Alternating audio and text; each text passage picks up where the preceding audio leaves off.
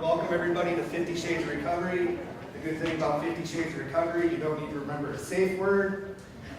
But you are going to need to remember the buzzwords. And the buzzwords tonight are sobriety and recovery. We've put together a great show to emphasize the life that is possible when someone can overcome substance use disorder and find a way to give back to their community.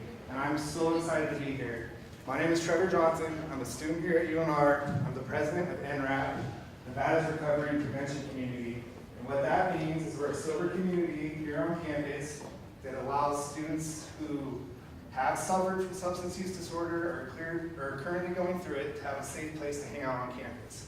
One of the coolest things about NRAP is that we're open to allies. So we have students as a part of our club who have never had a substance use issue, but perhaps they have a family member that did, they saw it with their parents, their brothers, or their sisters, and they've decided to remain sober on campus. And they can come and hang out in our lounge, and I cannot speak highly enough of NRAP. I would not be here today if it wasn't for this organization. The things that we do in the community, we're a nationally recognized organization. Collegiate Recovery is pretty new. It's been around for a long time, but it's been really popular in the last 5 years. In the last 5 years, we're one of the programs that's absolutely taken off. So I'm so thankful to see all these people here tonight. I know a lot of you, some of you know my darker times, some of you know my good times, but it's just incredible to be up here to share this message to such a large group of different people. Absolutely warms my heart, and I'm so appreciative of each and every one of you. So let me go through our agenda real quick. Our first speaker will be Daniel Fred. We're going to have commercial breaks. This is a late night talk show, so you're going to hear either me or my co-MC be like, all right, time for a commercial break. And then we're going to highlight the student organization that is doing something else in the community. Big thing about NRAP, big thing about people in recovery is we get well so that we can give back. So we're going to highlight organizations that do a lot of the same thing. We're going to have our second speaker, Brandon Novak, another commercial break. And then we're going to play a game between the four of us. Me, my co-MC, Kylie Rowe, Brandon, and Daniel are all going to embarrass ourselves for your benefit. So fake laughs will be greatly appreciated at that point. We're going to do a question and answer section. And then if we have time, we're going to go into the future of substance use disorder, what's going on right now, what new research is showing, where we can take this. I think if you're in this room, substance use disorder has touched your life. And it's hit all of us in different ways, and we don't want that to happen to the next person. So we're going to see what we can do as a group to move forward. So with that being said, I get to introduce my co-MC, Kylie Rowe. What's awesome about Kylie is we grew up together, and her mom started a math and reading program when I was a little kid that got me through elementary school. So Kylie's a 3-time alumnus from UNR. She opened the Osmond Center for Entrepreneurship on campus. She's currently the Vice President of Relocation and Corporate Services at Dixon Realty. She's involved with TEDx UNR, and she was recently voted the best talk show host of Northern Nevada. Kylie identifies with having 9 years of recovery, and we are so fortunate that she's going to be here and co-MC this event with me tonight. So Kylie, will you please join me on stage?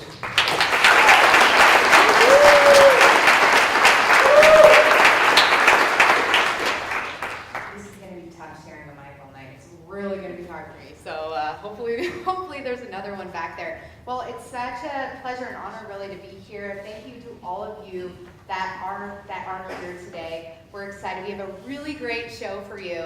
And I can't believe that I get to hang out with my elementary school buddy. This is actually pretty awesome. Back in the days of Douglas and Gardnerville. So we've both come a long way, and we put together a really cool show for you. So I hope that you enjoy it, and like he said, please laugh, and we'll really appreciate that. Awesome, thanks Kylie. So our first speaker is going to be Daniel Fred. Daniel's been in long-term recovery since July of 2002. He's passionate about helping people in and looking for recovery. He's participated in various local and national advisory boards. He's working to see expanded access to recovery resources and to erase the stigma of addiction. He's worked as the Director of Recovery and Community Initiatives at Transforming Youth Recovery, where he advocated for his own recovery on a national scale. Daniel is like the biggest recovery asset that we have at UNR, and I'm so fortunate to invite him up on the stage. So Daniel Fred, please come join us.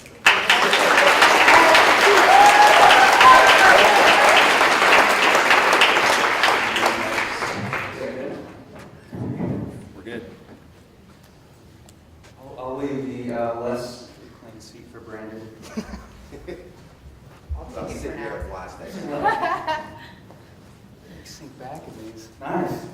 This is cool. Can I ask first, how many have had my class before or now? So that's what I was worried about. How many of you have heard my story before?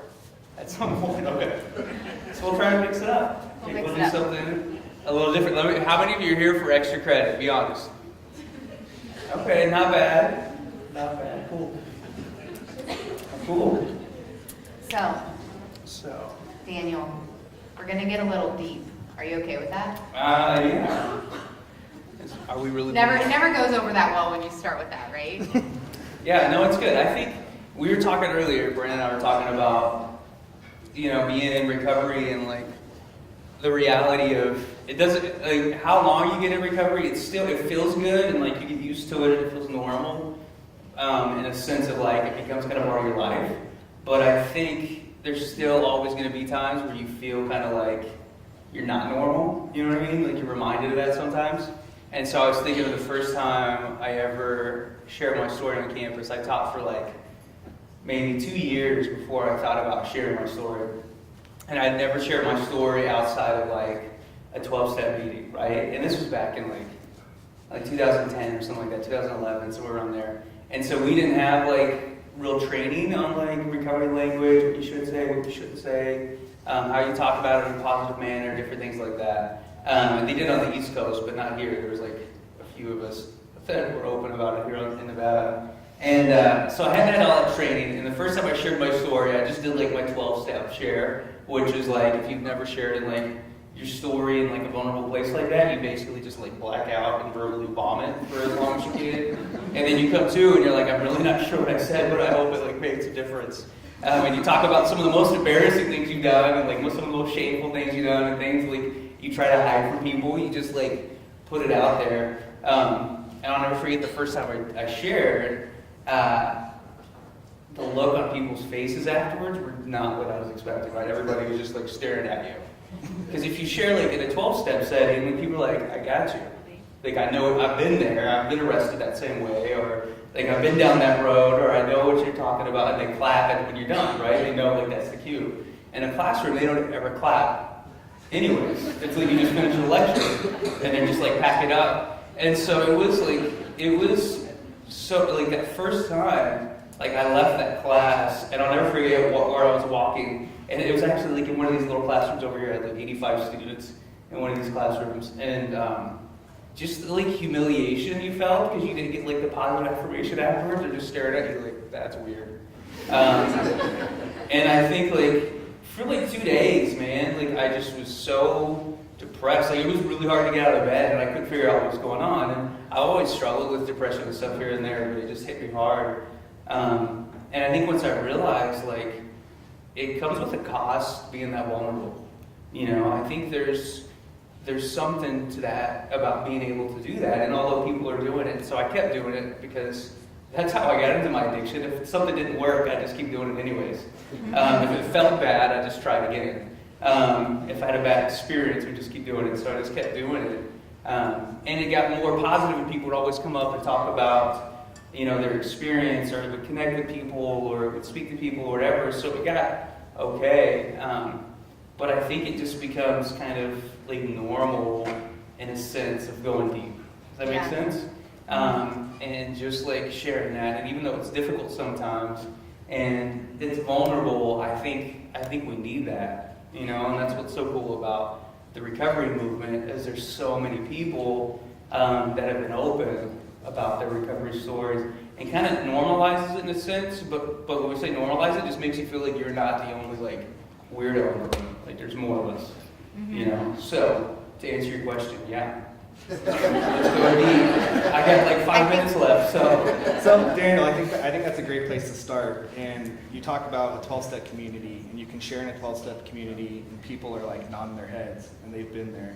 But in your recovery, you've broadened out. Now you're on a national perspective, and so you're not so much identifying with people as you're advocating for people. And you kind of got to the beginning of that transition, and the vulnerability and the fear that comes with people that maybe don't identify with the decisions that you made. How has that transition worked to where you are in your life now? I think it's, it's funny. So I was on campus for a long time, for a while. And some of you, who was in my last class ever?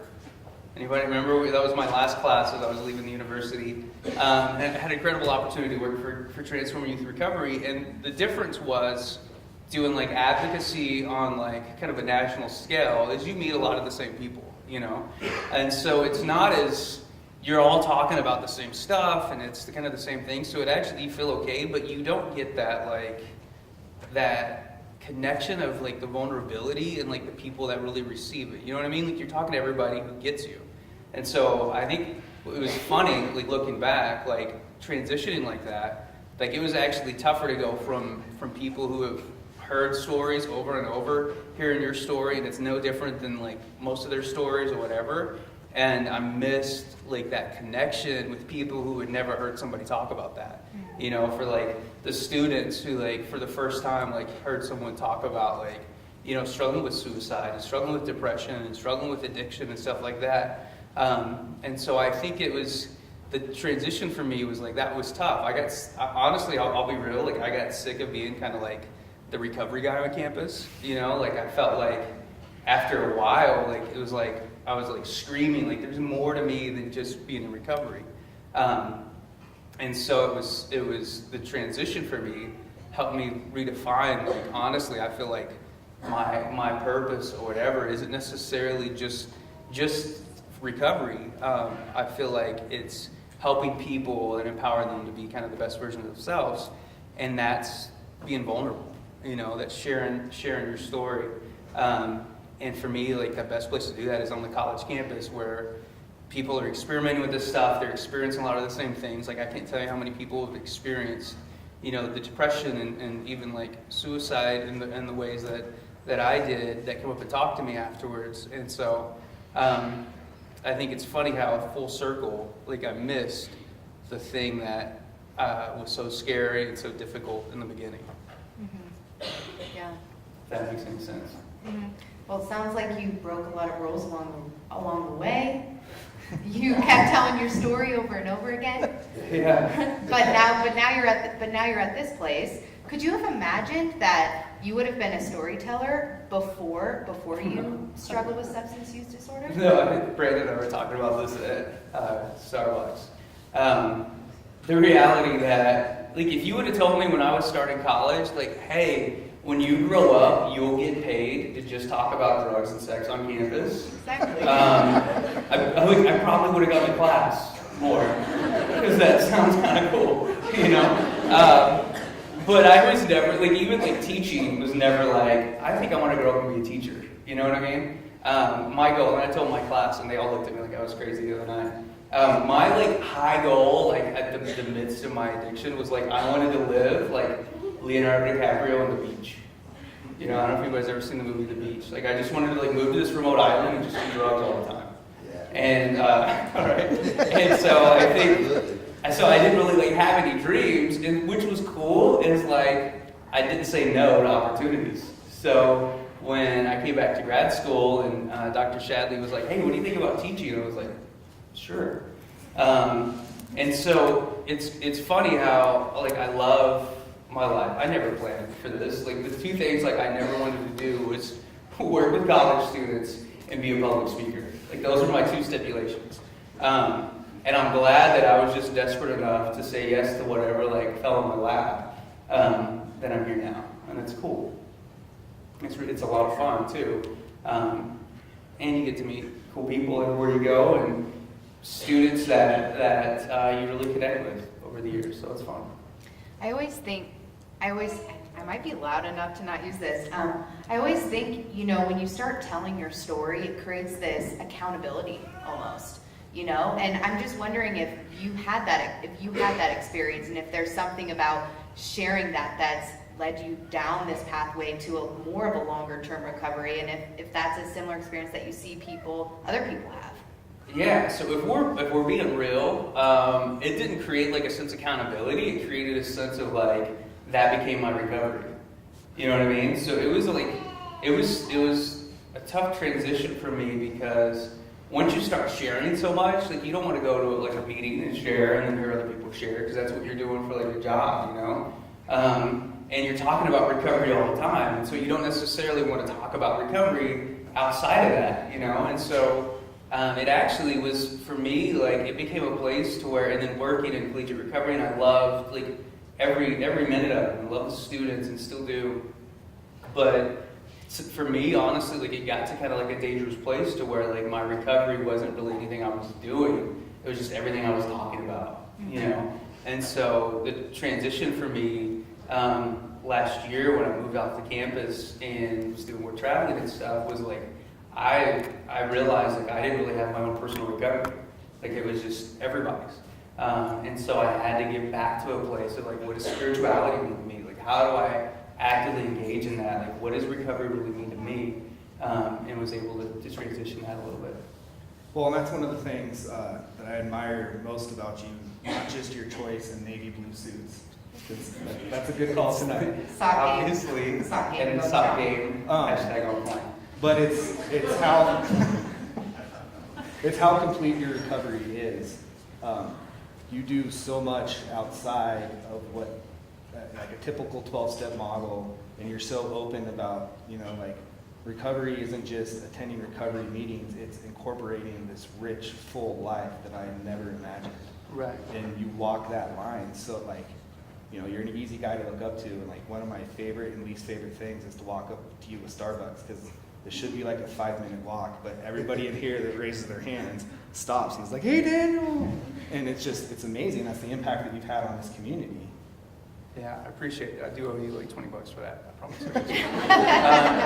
But honestly, like, I mean, I think I was at like the peak of that, you know what I mean? Like, that's what my life was like, and I went through, my friend Tara talked about it on like the live stream a while ago, like I hit like a bottom like in like 2015, like totally sober and in recovery and talking about recovery everywhere and like helping people find recovery, and was going home like just depressed and just like hating life and just kind of like miserable, you know? And so it's funny, like we talk about recovery and what it should look like, and I think like we don't talk enough about like it changes and it shifts and it morphs, and that's okay, and you have to like protect your recovery, you know what I mean? And you don't, not necessarily like your program or like your style or whatever it is, like whatever you do, whatever fits you, like you gotta protect it, and you have to gauge how you're doing, you know what I mean? And so like I think it's ironic you say that, and like at that time, you know, like I was like really miserable, and so like getting back for me today, what recovery really means is like less about what I do and less about what I talk about and less about like any of that stuff, and it's more about me being aware of how like I'm doing, like how I really am, and taking care of that in a sense of like, so I can be the best service to my family and to the people around me.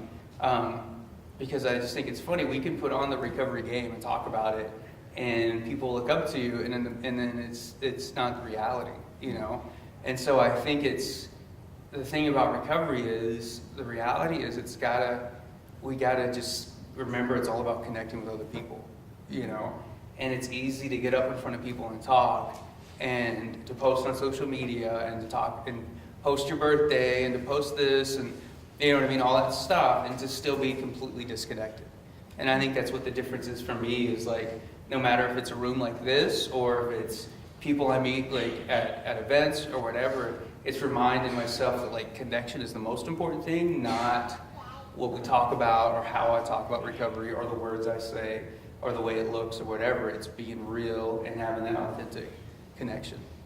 You know, Daniel, I have a lot of respect for you saying that, you know, because I mean, you're the recovery guy. We'd never expect you to, you know, fall. Not that you didn't, but I think, not that you did, but I think that it's so great that you're saying, look, like, this is a process, and this changes over time, even in your long-term recovery, and the fact that you've been so introspective to find out where you were just a couple years ago, you know? And so it sounds like you found that introspective piece to be self-aware as like your tool now for helping you relate to other people and continuing down this path. So what do you do now? Now that you know that you had to kind of check yourself, do you have something on a daily basis, or how frequently are you kind of checking in and, checking in on your relationships with other people? Yeah, so for me, like, I gotta have, like, prayer meditation. I think I gotta have a connection with God, which, a higher power, however you define it, whatever. For me, I gotta have that connection and maintain that, but then I also gotta have connection with other people. So I gotta have, which is not, like, easy to do in our culture, we're so busy. I gotta have people that I can be real with and can call me out on my own stuff when I'm not, when I'm being fake and when I'm fading away and when I'm isolating and stuff like that. So I think for me, it's like, it's not necessarily like the things I do. I know I can always go to a meeting if I need to hit a meeting. I know I can always go to NRAP and talk to people about NRAP. But more, it's about like my vertical connection and my horizontal connection. Because when I was using, like, there was no real connection. I lost my friends like that once I got sober. You know what I mean? And then I realized, like, it wasn't really friends. It was just about the drugs. And so for me, like, it's maintaining those real connections, which takes intentionality and takes turning your phone off so you can pray and meditate. It takes turning your phone off so you can have a real conversation face to face. And then everything else just kind of comes. Well, Daniel, we love hearing from you, even if we have heard it before, right? So let's go ahead and give this guy a round of applause. Thank you so much for being so authentic, so real. All right, so it is time for our first commercial break, right? So, all right, take a breather, hang out. We have a commercial break for you. This is huge. It is the club To Write Love on Her Arms, and they're going to talk to us about what they do and how you can get involved. So I would like to welcome to the stage for this commercial break, Carly and Sierra. Please come on up.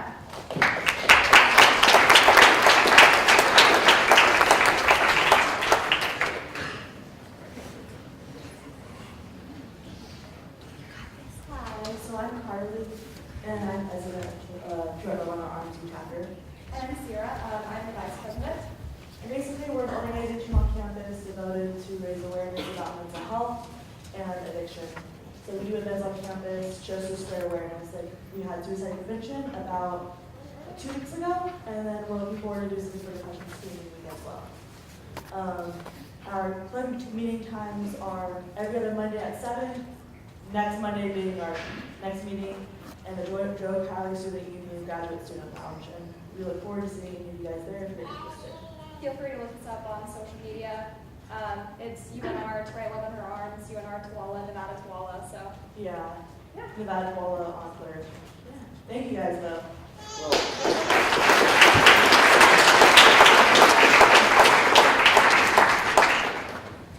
All right, we're moving right along. For our special guest this evening is coming on up. I would like to introduce to all of you Brandon Novak. He is a skateboarder. He's a professional stuntman, best known for his roles in MTV's Viva La Bam and the Jackass motion picture. You want to come on up, Brandon? Sure.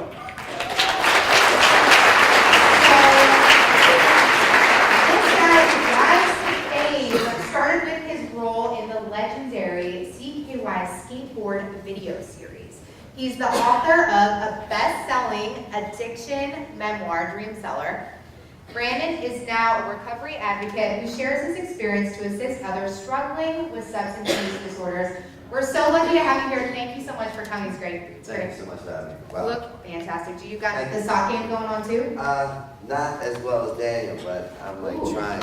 Shades of gray. Shades of gray. It's weird. I don't let the image fool you. Who you see now is not who you saw a little over 2.5 years ago when I walked into my 13th treatment center. I walked into my 13th treatment center. My mom had exhausted all opportunities, options, and resources of how to help me. She financially paid for 4 treatment centers. She sold 3 homes.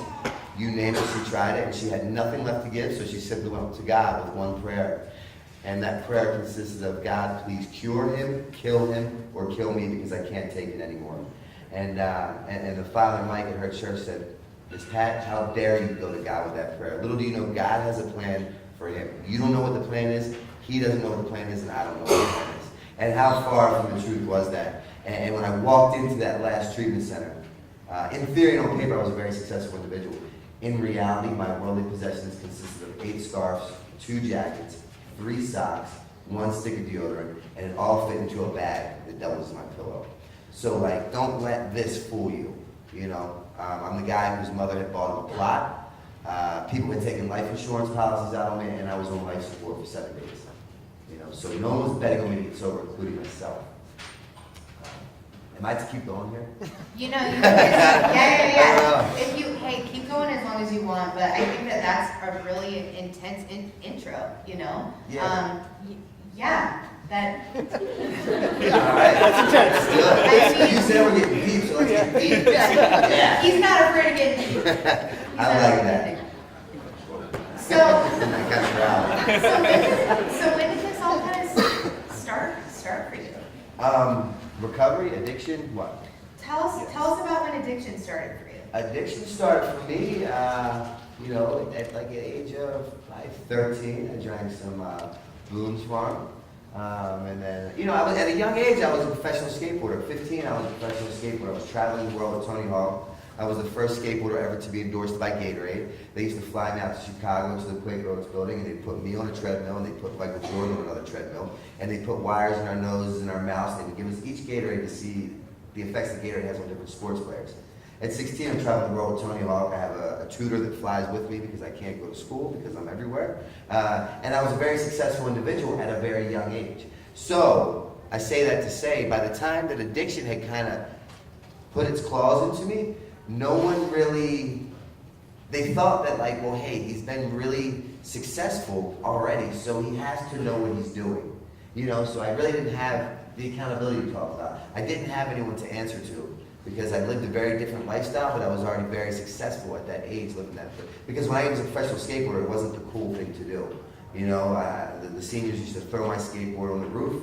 They would break it. They would go out with the pretty girls, and then all of a sudden I returned to a professional skateboarder, and I was dating like the varsity football player's girlfriend. You know, so like the tables had turned, and all of a sudden I became socially acceptable. And then once my addiction like fully grasped me, I wanted no part of skateboarding. So I ducked and dodged my skateboarding associates, my team members, my sponsors, anyone, because I didn't do well with the words honest, reliable, or dependable. As a matter of fact, that did not help me in my drinking and drugging career, so I shied away from anything that consisted of using those words. Because the reality is for a person like me, is that anything, literally, anything that got between me and that next drink, or bag, or bottle, had to go. And it wasn't personal, it was very much business-like. So, to answer the question, I guess, 12, 13. But the reality is I can talk all night, I love my voice. I lived with a cautionary tale. You know what I mean? My father, I did not like that man. I despised him. He taught me one thing in life, if and when I go to prison, how to conduct myself. And he never had a job a day in his life. He was an entrepreneur in the drug business. He ran with the Hells Angels. Ironically enough, I'm staying at the Circus Hotel, and they're having that big bike rally. And it's like, I went out and walked that, and I called my sponsor. I'm like, I'm surrounded by like a million men that are just like my father. You know? But it was cool. And that's the deal. So I lived with a cautionary tale, and I swore that I would never be that man. I excelled at skateboarding. I excelled at anything I did because I was not going to be that man. And then before I knew it, literally, I had became that man. And then I got to a point where I was worse than that man. And that wasn't in my plans.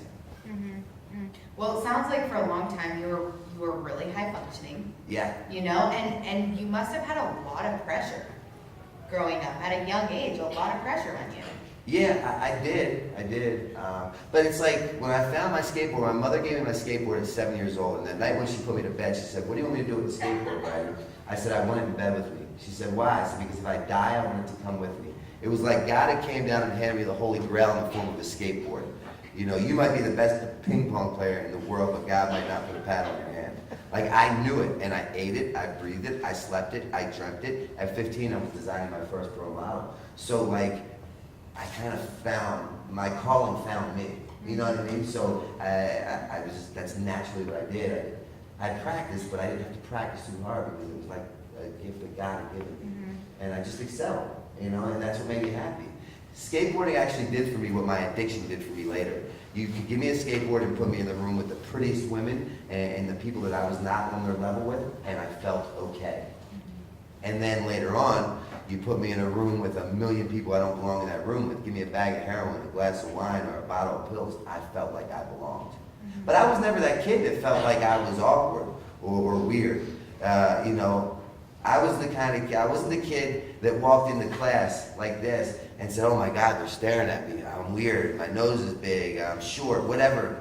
I was the kind of kid that when I walked in, I felt like everyone was waiting for me. You know what I mean? So I never really felt like I was off the mark. We've been waiting for you for so long. You're finally here. We're glad you're here. So, Well, I'm really blessed to be here for a lot of reasons. I could go for hours about it. But the reason why I'm really blessed to be here is because I didn't graduate high school. I got my GED in prison. And the only reason why I got my GED in prison was because I had the time. And B, if I passed the GED, I got a pizza party supplied by Domino's. So it's a no-brainer. Who doesn't Domino's enjoy? And number two, motivator. yeah, you know, I get in where I fit in, man. I'm a chameleon. And number two, like I'm here clean and sober, providing a message of like maybe some hope or freedom. I have been to Reno so many goddamn times and I have no recollection of it. The last thing I saw in my future, like Daniel was talking about, was God to put me back in the same town where I've sniffed cocaine for days at a time, to be sober and deliver that message. You know? Yeah. well, we're glad you're here now because Reno has really changed and there's some big stuff happening with our city. So good to have you here at this time. So I want to ask you something. So what's that point for you that was that turning point? You know, when did you get there and how did you get to the other side? For me, and thank God, that day came May 25th, 2015. And on that day, what happened was a lot of really beautiful things happened. First thing that happened was I was demoralized in just such a fashion from drugs and alcohol that like, I came to this really freeing revelation. I don't know about anybody else in this room, but Daniel might be able to agree. I had this job for a lot of years and the job was not good. And the job consisted of knowing everything. And it didn't pay well, and I ended in a lot of really bad positions and predicaments. But on May 25th, 2015, I came to this revelation that like, I know that I don't know. And what that allowed me to do is it allowed me to get out of my way. Because like, I realized I didn't know. I was at a point in my life where I was so low, the curve was like a skyscraper.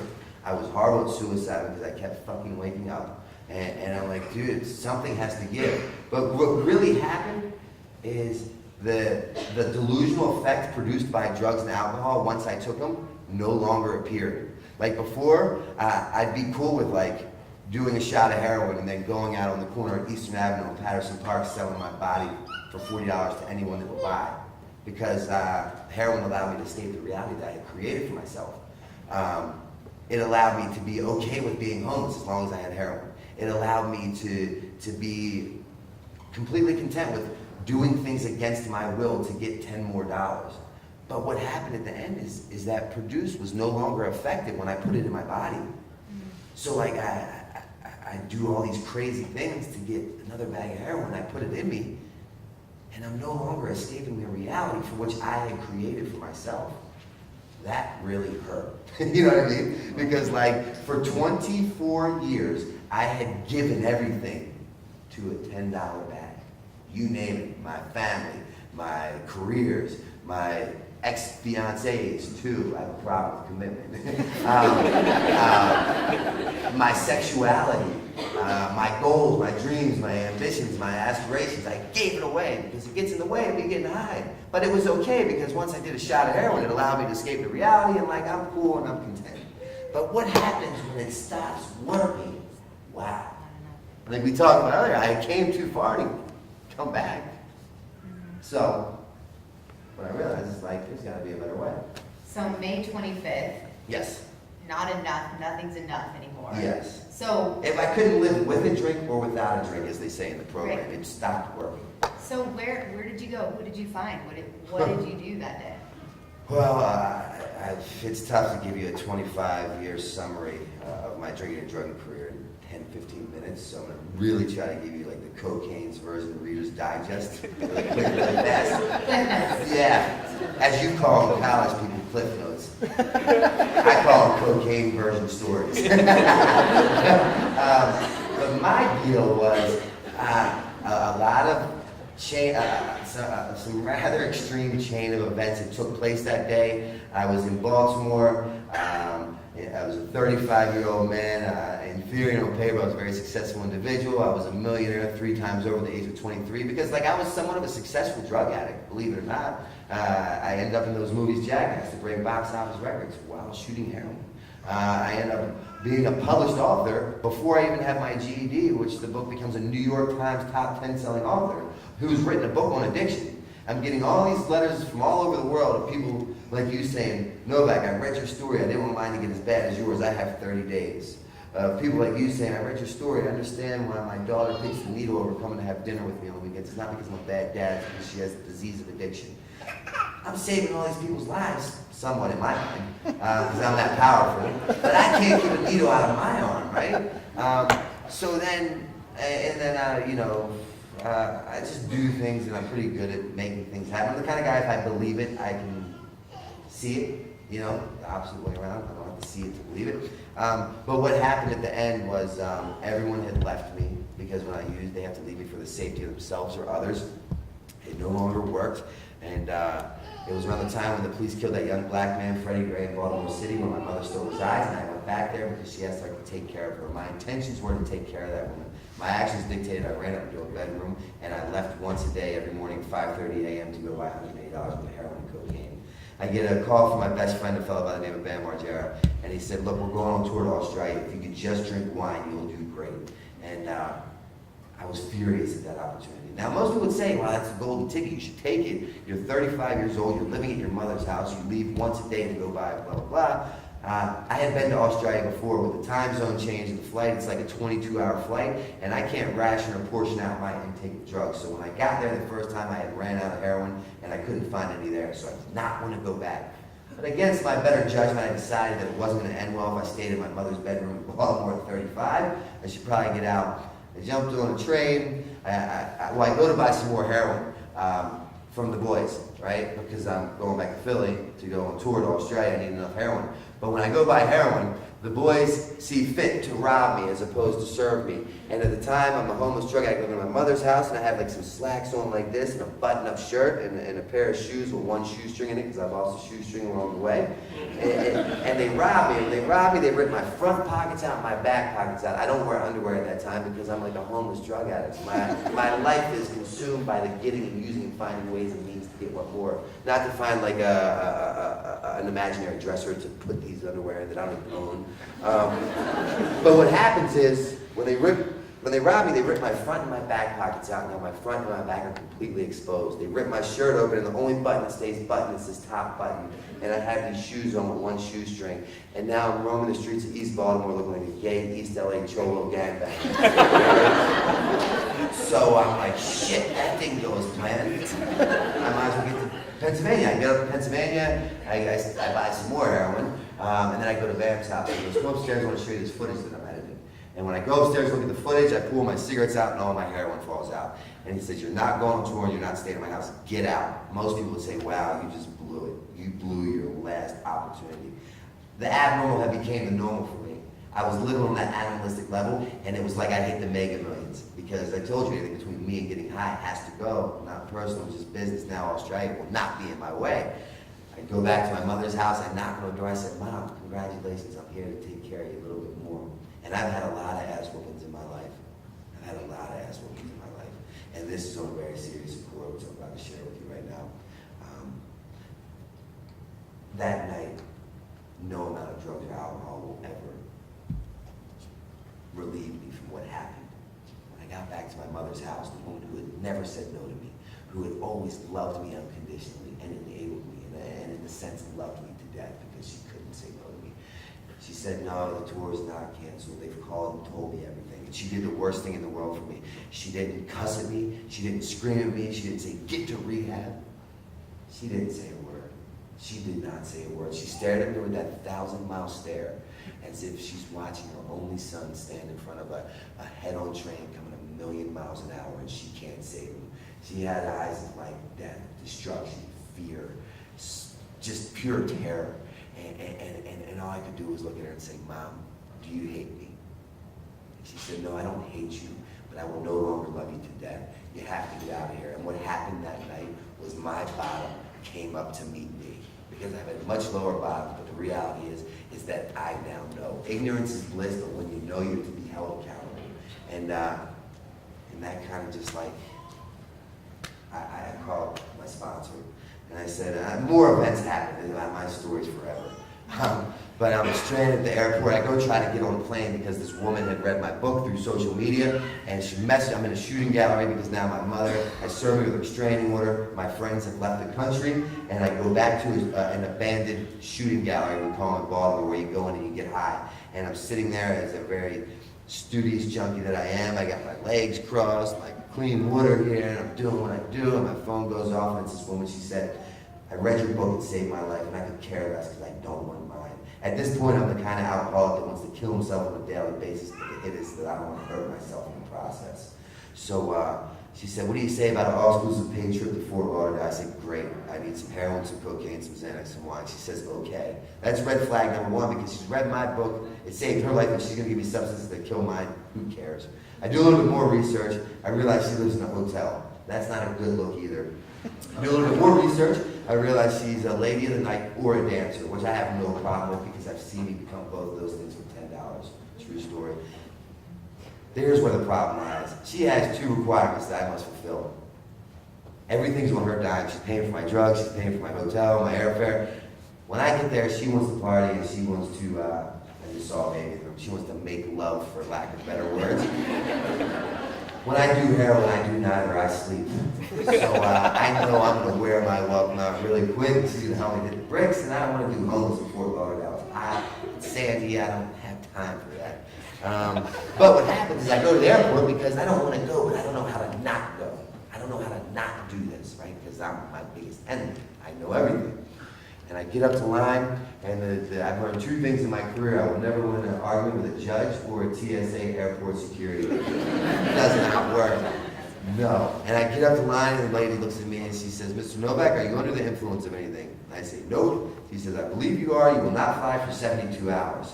Like, wow. Not even like the next flight of tomorrow morning. 3 days. Wow. And my delusional mind said, this woman knows who I am. Her son or daughter is probably a drug addict or an alcoholic. She's blaming their kid's addiction on me. How dare her piss on my parade? In reality, no one would be allowed to board a flight anywhere, much less walk outside with the attire that I have on. But my delusional mind said, like, she just doesn't like me. She's just not having this. But what happened was, something really pivotal happened. Because I didn't want to get on that flight. I did not want to get on that flight, but I didn't know how to not get on it. God dressed up in a TSA airport security agent did for me what I could not do. That's what happened. And I got out of line, and I called my sponsor. I said, Lex, I'm stranded at the airport, and I want to kill myself. I went to my first treatment center at 17 to prove a point why I'm not you nut jobs, nor will I ever be. I'm not buying what you're selling, I'm not drinking your Kool-Aid. Simple overreaction. Bad time, bad way, bad day. Relax. Now I'm 35, 13th treatment center, I'm stranded at BWI Airport, and I call you nut jobs from the rooms, and you people are the only ones that answer, and you don't even give me $10. So now I'm just like stuck. And you showed up. Yeah, if that ain't, I don't even know what the question was. So I think though we have a little bit more time to hear more of your story, and let's hear this part where you transitioned and you know the guys from the rooms called and you called your sponsor, and I mean how did you get to this place now where you're speaking so much on this, and what are you doing every day in your life to kind of keep you down this pathway? It's funny, you know, Daniel talked about it. When I took I didn't go out gunning for, when I went to that rehab, that 13th rehab, you know, a 35-year-old man did things in life that people equate to success or happiness, and then something to dream of doing. At 35 years old, my manager, my agent, got me a job after I got out of rehab at a diner, and I was washing dishes 5 days a week for $6 an hour under the table, and I still a 15-year-old kid. And I did that for 9 months, and then I started waiting tables. And I was living in a recovery house. So I wasn't getting out of rehab gunning to be a speaker or work in the treatment industry field. This thing literally found me just like my skateboard found me. Like I'm truly blessed to be in this position. But I called my sponsor, the same guy I called when I was stranded at the airport, wanted to kill myself, but didn't have the gall to do it. And I said, Lex, what do you think about this? And he said, well, I'm going to tell you the deal. A lot of people that work in the field, they don't stay sober, they relapse because they get the line blurred between work and recovery. It has to be two separate entities. The moment those lines get blurred, you'll probably relapse. So I knew going into it. Now I'm to be held accountable because I know. But what I did was everything. I did the exact opposite of everything I thought I should do. You know what I mean? Like I didn't decide for myself because I knew my decision-making ability was fucking horrendous. My very best thinking got me welcome to a 13th treatment center like a gay East LA Cholo gang guy. Right? Not that I have a problem with it, that's just what I look like, whatever. My very best thinking got my mother buying me a plot, people taking life insurance plots on me. So like I said, what I knew is that I didn't know. And I got out of my own way, and I did what people suggested. I got a sponsor, I worked the steps, I got a commitment. I didn't know what I was doing. I didn't know. What I did was they told me in treatment, boys do what they want to do, men do what they have to do. So I said, you know, in theory I'm a man, but in reality I'm a boy. You know, because I've always done what I wanted to do and I've always gotten what I've always gotten. So I just simply suited up, I showed up and I put one foot in front of the other. I didn't know what I was doing. I just knew that, all I knew when I went to treatment is that I didn't want to feel how I felt anymore. I didn't know if I was drinking or drugging ever again. I just knew that I didn't want to feel how I felt. And when I went in there and I started following good orderly direction, you know, once I started following these directions, my life got better, go figure. So then the snowball effect started taking place and I started taking more suggestions because I liked the results that it yielded, you know. I remain teachable. I like to say that I dumbed my way into this seat right here because I was too smart for my own good, you know. Because I come from a successful family. My mother's a nuclear physicist on the board of Mercy Hospital. My brother's an attorney in the White House. He does pensions and benefits. My father died as a direct result of the disease of addiction. You know, so, yeah. That's amazing. So, you know, 13 times, Yes. and then now you are where you're at. Is there something that you've learned along the way that is your best lesson, that something maybe that would have been an intervention for you that would have worked? Or is there something that you can say to someone that maybe they could catch on to before they got to that 13th time? Yeah. You know, kind of like what Daniel was talking about, what I like to do too, and that's why I refuse to remain anonymous. I'll sit up here and I'll share my story, because if someone maybe would have shared their story at the beginning when I didn't go to college, but like middle school or somewhat high school, and told me that like, yeah, you know, I went to that first party and I didn't want to be ostracized, so I got that red cup, and then when the pretty girl laid out the line of cocaine, I did it because I didn't want to feel alienated or weird, for lack of better words. That first line of that first red cup took down the path that took me where I had ended up selling my body for $40 to anyone who would buy. I might have reconsidered my choices that I made. You know what I mean? But no one was talking about that. So now I sit up here to let people know that I'm very transparent. I'm open, man. My life is literally an open book. There's nothing off the table with me. Because like the reality is 1 out of 7 people will be affected by addiction. Whether it's husband, wife, son, daughter, neighbor, co-worker, 1 out of 7 people will be affected. And the disease of addiction does not discriminate. Yeah, the jail, the White House, or the outhouse, the results are all the same. 1 out of 7 people will be affected. But the beautiful thing is addiction is not a death sentence. And Daniel can attest to it. Your history does not have to dictate your future.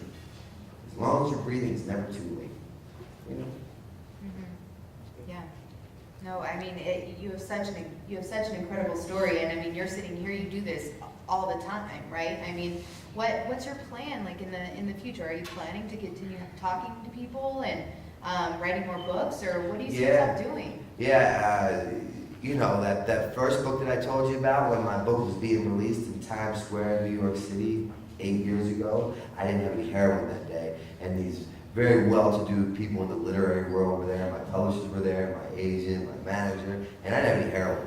And they weren't giving me any money for my heroin because I didn't realize then, what I realize now is that it's not a good look to sit there and sign an autobiography addiction memoir while falling asleep into it. But my disease doesn't understand boundaries, so when it calls, I answer by any no means necessary because I don't have the privilege to say not right now, right? So when they were wheeling my books in for me to do a book signing, I had a buddy with me from Baltimore, and we looked at each other and we had like a full conversation without any words.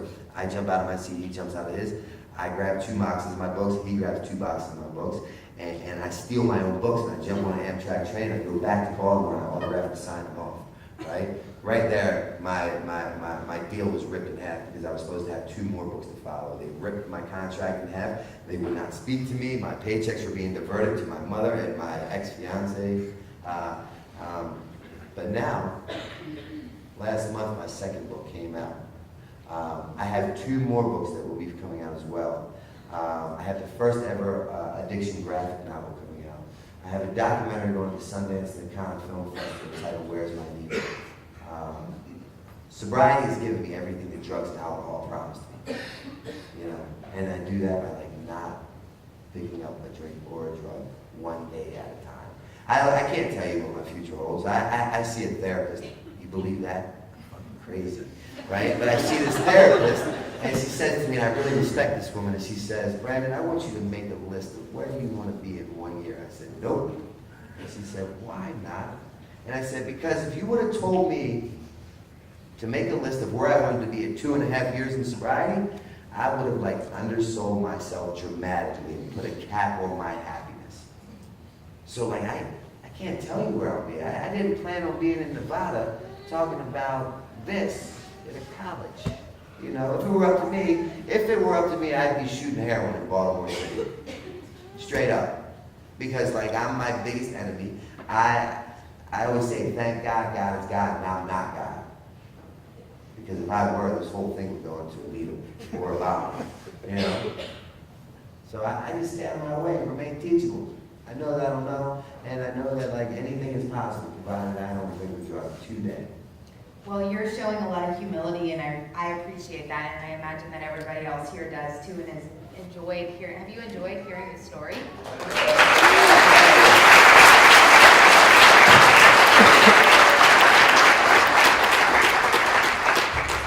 Yeah, how awesome was that? Thanks for your authenticity and your transparency, Brandon. That was just absolutely incredible. Thank you. So at this point, we're going to have another commercial break, and I'm going to ask Crystal and Mitch from Nevada Cares to come up.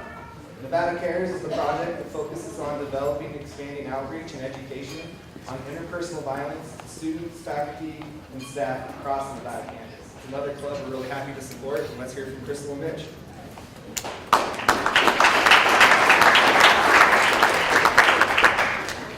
Hi guys. Okay, so Nevada Cares is based through the University of Nevada, Reno's CASAF department, and it focuses on developing and educating outreach and education on interpersonal violence to students, faculty, and staff across the Nevada campus. And the goal of this program is to make everyone aware of the resources available, and most importantly, to let the university community know that there are people here that will listen to you. We want everyone to have an awesome college experience, whether that includes, having a good time, meeting new people, and learning valuable things in life. And to get a college degree without any experience of violence. And if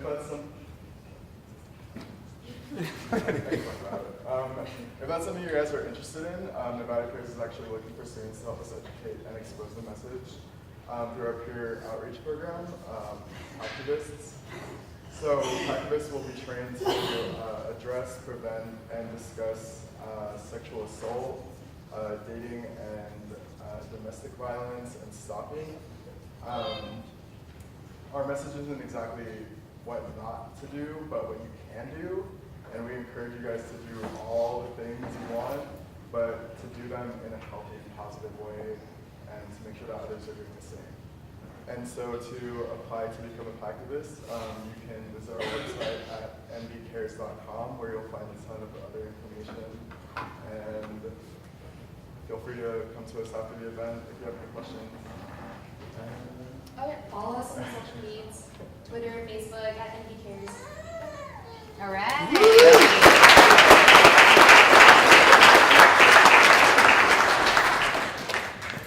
All right, so we are so excited to have Jordan come up to the stage and join us.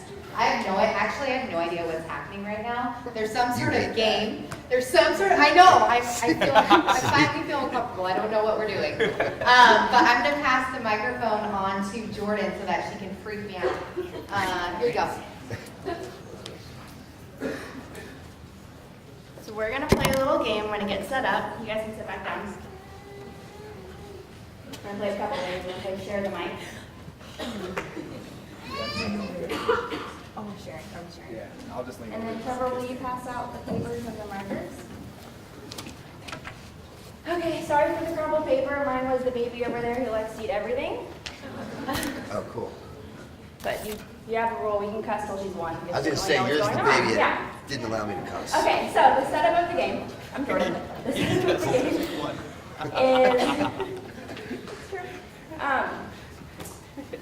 Brandon and Kylie are gonna be paired, and then Trevor and Daniel are gonna be paired, and I'm gonna ask a question. Brandon and Daniel will be answering it, and Trevor and Kylie will be trying to guess what they're gonna write. So you'll write, no, you can't leave. Oh, so You you can't can't go, see you'll mine. get expelled. Wait, So are can you we- turn a little bit this way? Oh, so we're not on the same. Yeah, no, you're going against each other. Oh, great. I'm competing against this guy. Okay, Oh, You have to read his man, mind, okay. Kylie. Yeah. so Daniel and Brandon will be answering the questions, and then Kylie and Trevor are going to be guessing their answers. So everyone Okay, still needs so- to write it down. So maybe I don't need the mic. Pass it down. You can hold it for now. Can you hold and write? Or are you trying to relieve that pressure? So wait. All of us are writing Yes. at the same time. We are. You guys Whatever are you say. answering the question. Me and He's the Daniel? one that has a Trevor pen. and Kylie. All right. There was 4 of them. There was. There was. Okay. Okay. So, so I get, all right. I'm on board. Okay. And Does what- everybody know what's going on? Addicts can't follow rules. Does anyone not know what's going on? Okay, one more time. Okay, this is my understanding of it. Jordan's gonna ask Daniel and Brandon a question, and they're gonna write their personal answer down, and I'm gonna guess what Brandon's answer is gonna be. Okay. And Trevor's guessing what Daniel's answer is, and if I write his answer, then we win. Okay. We're gonna win. And You when we got got this? here, there was Is some that right? leftover- Yes. Okay. There's some leftover blue licorice when we got here, so if you guys want that as a prize, you can give your face, we eat it. It's yours. And so we have markers because we're going to show our answers. Yes. Don't Don't look at each other, say So what I it can't. is. Okay. But Brandon and I can look at each other. Yeah. Right? Yeah, you guys are good. Okay, so first question. If you could be any animal, which one would you want to be?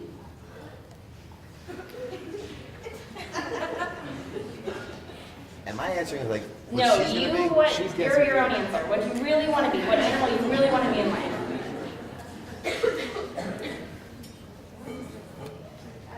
So you guys are ready. So, Brandon, what's Yeah. your answer? Kitten. Kitten. It's my spirit animal. Kylie, what did you think Brandon wanted to be? Flying squirrel. That's fitting. Come on, man. On cocaine. Daniel, what's your answer? Tiger, which is like the same thing. I don't know. And then Trevor, what do you think you wanted to be? I thought Daniel had school pride, so I thought he'd be a wolf. He's smart. I'm not thinking. Okay, as a little kid, what did you want to be when you grow up? When you were a kid? Yes, you can define kid yourself. You don't have to, in general. That's one of my test questions for my online banking. When I get locked out, like, that's one of them. Childhood. Oh Okay, shit, so I should not have said that out loud.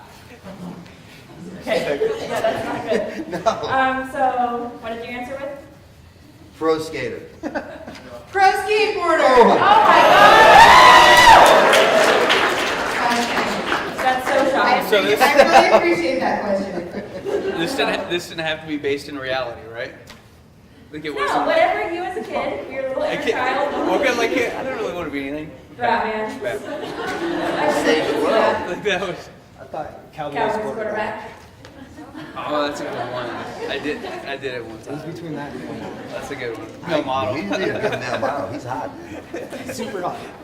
Your favorite flavor of ice cream is?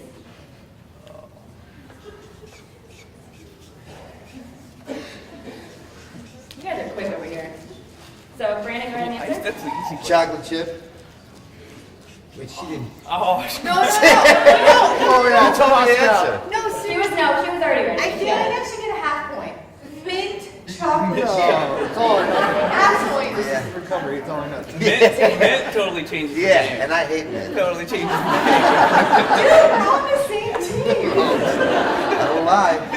Daniel, game. Strawberry. That's good. your guess? This is bad, I thought chocolate. We actually we're know each terrible other. at this game. Okay, my favorite place to vacation is? On vacation, I have 3 kids. I don't vacation. I have to think of the past. Kids. Okay. For real, like this is like so. Favorite place you like to go vacation, or that you would if you didn't have 3 children? Okay, so not in reality, if you had any Oh options. my god. Oh, that just changed. Indisposable income. Okay. See, okay. can I do a new one? It's, I mean, if you guys. It's okay, I'll keep it. Okay. I'm Or sending. could I do like either or? This he won't. get it. No, you can just do one. Yeah, You he won't get it. don't need help. Like, that's not how it works. Okay, so Brandon? Spain. But then that was before I didn't know I could write anywhere, even if I went there. I'm way off on this one. Yeah. Disneyland. I'm sorry, Okay, you again. finally? Is he breaking up like a Dumbo ride? I'm confused. I don't even like people nearly enough to go to Disneyland. Daniel, go ahead. Come on, you gotta get Whistler or Alaska. I was really close, I said Tibet. I'm not that spiritual, man. I'm out of paper. It's the Daniel. Don't worry, I have more. You got some? He's wording it all. There you go. Okay, we only need one more. Okay. Does everyone have one last paper? Can we have one right? Have they gotten any right? They Yes. get 1.5. Oh, pro No, skateboard. one. Yes, we got This is 1.5. recovery, it's all or All right. All Okay, right. my favorite musician is? Oh, okay. I don't know. All right. I'm trusting the audience. Oh, this is hard.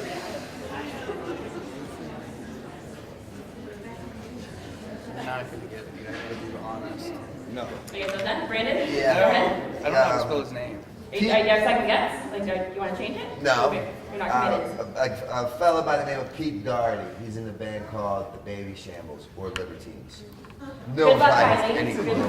Good luck. I was listening to I phoned a friend, from my friend in here. Macklemore. Oh! Great friends. You guys have to tell me these things. Okay. Okay, Daniel, go ahead. So I like showing Macklemore videos because he talks about addiction, but like personal, we were just talking about this. I like Modest Yago. It's my favorite probably. I picked. I know nobody's ever heard of him. I picked Modest Oh my God, Yahoo. Trevor. Modest Yahoo's best friend, Justin Timberlake. See, I could have picked that for like what I wanted to be when I grew up. You guys are the winners. Round of applause.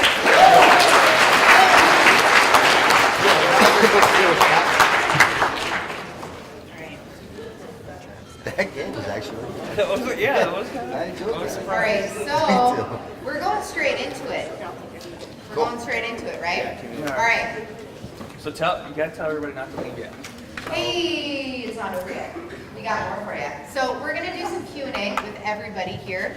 And hey, I'm gonna say Daniel or Brandon, if you wanna pipe in and have questions for each other, if it seems natural, I say go ahead and do that because we've had a lot of questions for you along the way. But I am gonna start it off. I'm definitely gonna start it off. I got a good one. hard it was to just be quiet the whole time. It- It was like, I'm gonna chime in so many times. I don't, Should've. yeah, I don't have that experience tonight, so someone's gonna need to cut me off. All right, Brandon. Yes. All right, so You had a very public substance use disorder. You have now chosen to make your recovery very public. You're very open with that. What has it been like being so public about all of this? And do you ever wish that you weren't?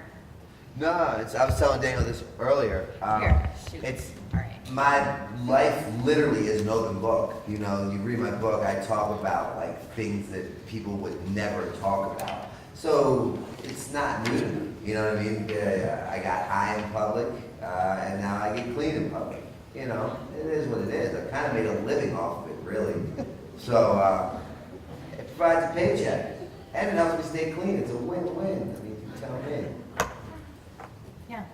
Oh. Yeah, no, that. Yeah, no, that was perfect, Brandon. And when you were telling your story, you talked about how your mom just finally pushed you away. She couldn't love you anymore. And very similar for myself on my last night out, I had to reach out to my mom for the first time. And I was like, I wasn't a 34-year-old homeless guy in Baltimore. I was like a 31-year-old crying baby that had like a 5-hour tantrum on the floor. And my mom was the only person that could be there. Mm-hmm. And that's one of the things that's hard for me today is that seeing that harm face to face and remembering that. Like that's what I remember from my last night out was that my mom saved me. Yeah, you know, and this might sound really crazy to say, but I thank God for that, you know, because like that keeps me sober. And now, like, my mother called me 6 months into my process of sobriety this time, and she said, "Brandon, I hate when you come to visit." I said, "Whoa, why?" She said, "Because I get so sad when you leave." You know, that woman is my all. And I was in Baltimore last night with her, and then after this, I'll go back for 2 days, and I'm taking her to Florida in like 2 weeks from now. Anything I can do, I give to her. You know what I mean? Because she never gave up. But I do a lot of interviews, and they say, "Would you regret or take back anything in your past?" There's only 2 things that I would take back. The pain well, really just one, the pain and the sleepless nights that I've caused my loved ones. That's the only thing I would take back from my life. Yeah, those are the things that we don't realize until Yeah. we get sober, and then we can see the impact of what that's like. And Daniel, you've now started a family in recovery. That's awesome. Is it like one of those gifts that your family never got to see that other side of you? Yeah. I mean, absolutely. Without a doubt, it's a gift. But I think I always want to educate them. It's funny like talking about family. Like that's not one like I think about a lot. But same experience with my mom. We had like I kind of like what was almost the height of my addiction of the death. Whatever you're looking at it, she kicked me out of the house, and I thought it was just her being whatever and just kind of crazy, and that led to living in my car for a while. We didn't talk to her for a long time, and just kind of. I remember when I called her the night I called her a couple of weeks after I had been out living in the car, trying to stay with friends and stuff, and just was miserable. And I just talked to her, and she was just completely kind of quiet. And she was like, "I just had to give you over to God." And like that was the hardest thing to hear, right? I mean, you just like, this is my mom, and she's just like, "I can't do anything, you're God's." And that's scary, right?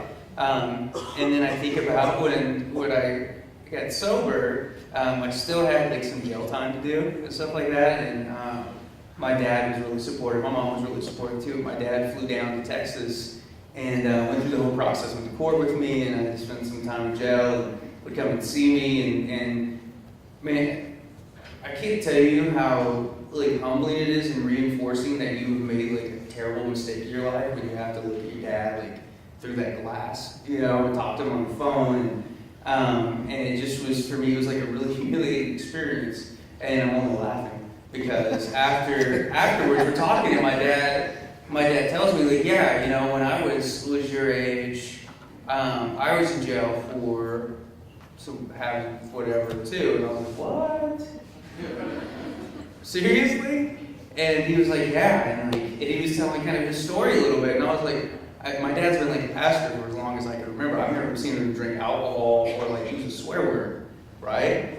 And I just remember thinking, like, I would have liked to known that, because I always thought I was just terrible for going down this path. And so it was really comforting in a demented way to know that like my dad had been there. You know what I mean? And like maybe I wasn't just the massive loser that I thought I was. And so I try to share it with my kids. I've told they all know that I've been to jail. We talked about it at the dinner table one time, And then I had to like preference, like, don't go to school tomorrow. They were like in the 3rd grade. I was like, don't go to school tomorrow until your teacher linked your dad went to jail. This was like years ago. But I try to be honest with them. Plus I have like stickers on my Hyper Flask or whatever that says like the only Coke I do is diet. Which I think is like so rad, right? Until my 7-year-old was like, Dad, what does that mean? And my 10-year-old goes, Tessa, Coke's a drug. And Tessa's like, my 7-year-old like, Coke's a drug? And she's like, no, it's some other kind of Coke. And I'm like, how do you know this? She's like, Dad, you used to have that shirt that said blow kisses, not Coke. I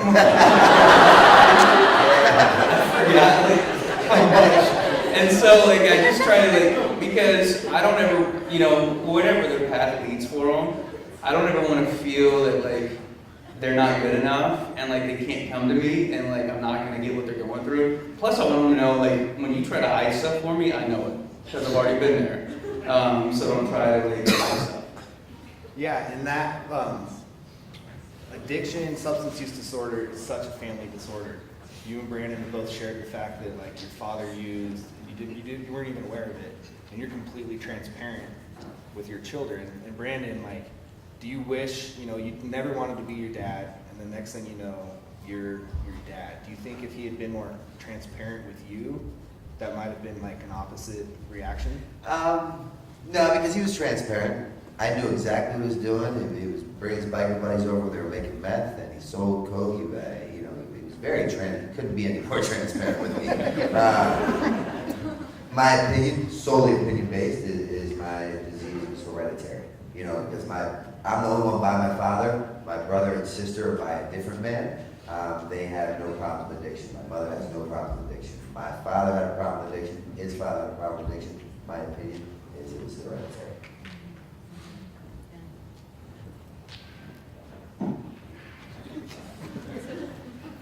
I got one. So I've been waiting for this one. Just kidding. So No, you're not. finally give you the mic back. So Brandon, you went through this huge struggle, but at the same time, your career trajectory was just like off the charts. I mean, you were famous, you were a millionaire, you were a multimillionaire, and you could have just kept going, and your substance use disorder ended up getting in the way. While Tony and Bam, for example, kept going and continued to be so successful. When that happened, and when you were watching that happen, did you ever start to feel resentful? Oh, yeah. I remember I didn't feel resentful. I really felt ashamed and hurt. I was in a treatment center, one of my many treatment centers, and all of a sudden in the day when we can watch TV from like certain hours, and they all put the TV on, and it's the VMAs. And I look up and I see Bam and Steve-O giving Eminem his VMA. And I'm like, wow, like I could be there with them doing that. And instead I'm in a treatment center. It tells me when I can turn on the TV. And it was just really, it was good because it allowed me to see me for me for once. I couldn't deflect it. I just kind of got a glimpse of who I was for what I was. So it's just reality. And I try to like divert or deflect reality by any means necessary. I hated mirrors. I hated people telling me what they thought of me because it was the truth and I knew it. So, yeah. Hang on to that. Yeah, so at this point, you guys have been such a wonderful audience, and I'm hoping some of you might have some questions. So is there anybody in the audience wants to raise their hand and ask something, and I'll bring a microphone? I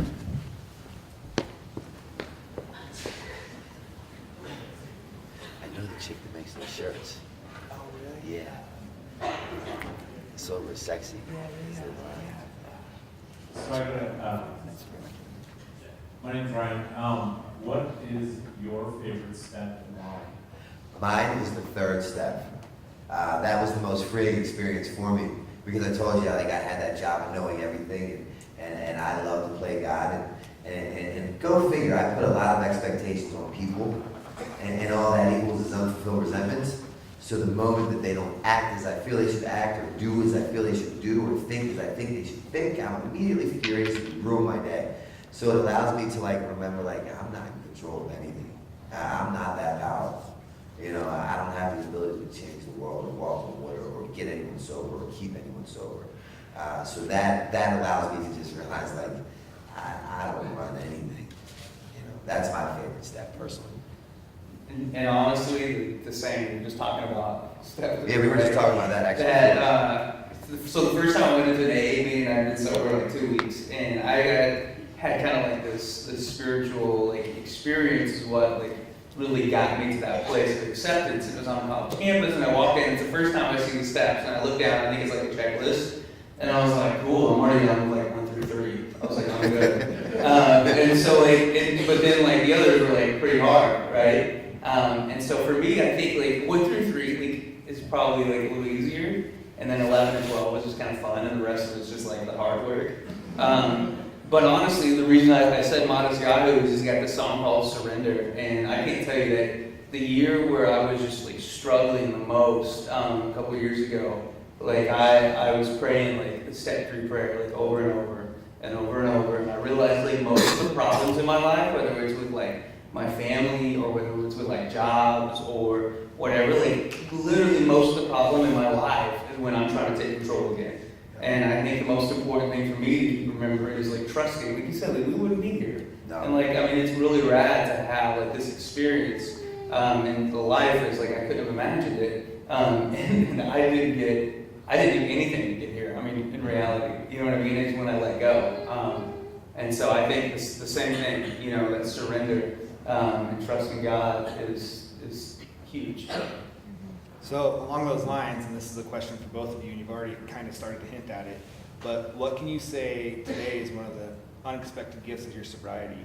And at that same point, what do you enjoy today that you couldn't enjoy while you were using or drinking? For me, the unexpected gifts of sobriety is that like I'm not shooting heroin or drinking wine right now. Statistics state, theoretical evidence dictates, right? This is factual shit. That's what that means. You guys are smart, you're college kids. It means that numbers show that I should be high or dead right now.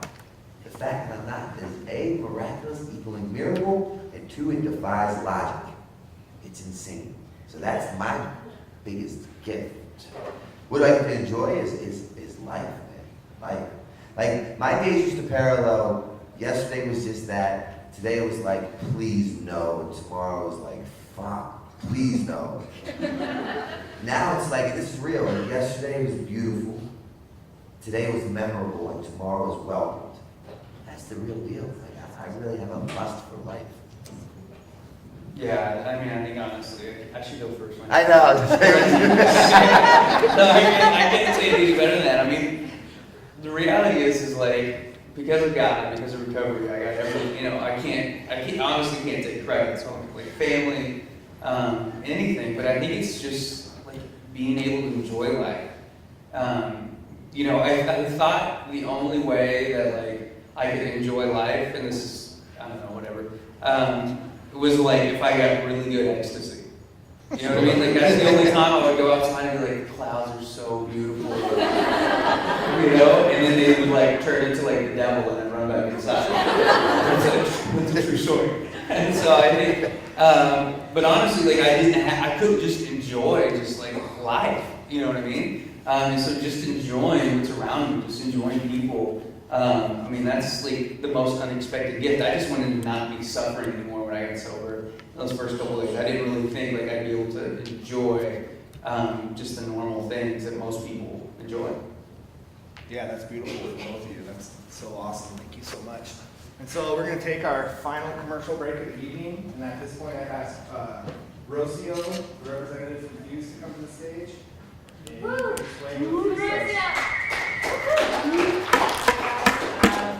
My name's Rocio. We partner a lot with NRAP for events, and one of the events we did last year was we fed sandwiches, peanut butter jelly sandwiches to the homeless.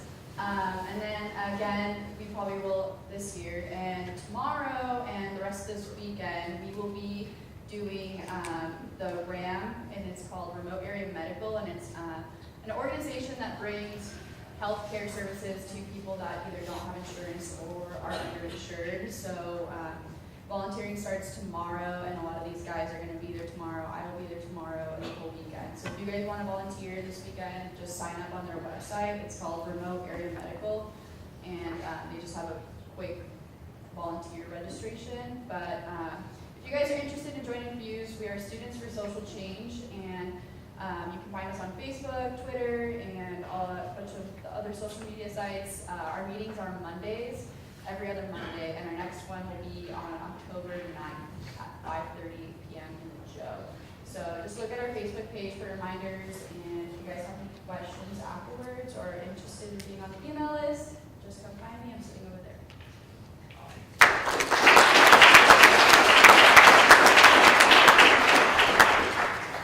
Alrighty, well, we are at the end of the night. For those of you who did stay, we really appreciate that. And I do want to say that, again, I am so honored to be here because I am very passionate about this, and I've been an advocate for many people that are living with addiction and living in recovery now, and for those people that continue to struggle with mental illness day in and day out. It's so good that we're all here together and that we're here to hear these stories and learn from each other, but then to continue to share that kind of stuff. And so I just want to say, for those of you who maybe are not familiar with NREP or who are not familiar with campus, if you are on campus, NREP is available for people that are choosing to live sober, that are wanting to move into recovery. It's Monday through Friday, 9 to 5. And then if you're ever in an emergency, whether it's you or it's someone you know, and you can't reach NREP, who do you call? I think the best resource that we have in the community for that is 211. You just dial 211. You can ask them anything and they'll help you out. So that's an easy one to remember. Please pass that on to anyone who might need it. I see some heads nodding over here. It's a wonderful resource. And so again, thank you so much for coming. And you know, I do want to give all of you a chance right now, if you're feeling it, to participate at the end of the show, because I know that there's some of you who are here today who also identify with being in recovery and overcoming some sort of mental illness or substance use disorder. So if you feel comfortable at this time, I'm going to ask you to stand up if you identify with living in recovery. That's amazing. It's amazing.